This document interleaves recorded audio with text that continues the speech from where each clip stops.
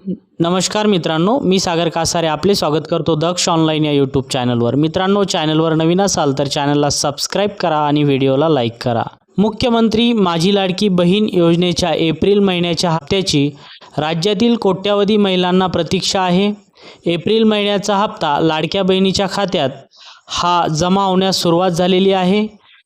2 ते 3 दिवसात सर्व महिलांच्या खात्यात हे पैसे जमा होणार आहेत, अशी माहिती बालविकास मंत्री आदिती मॅडम यांनी दिलेली आहे।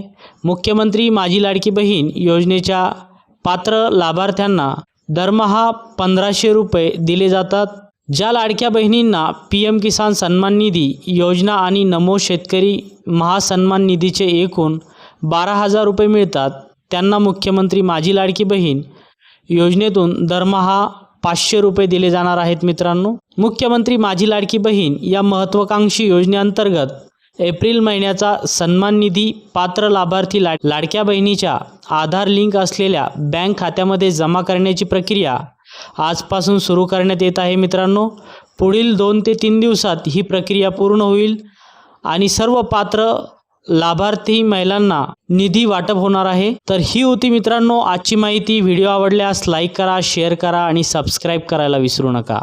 धन्यवाद।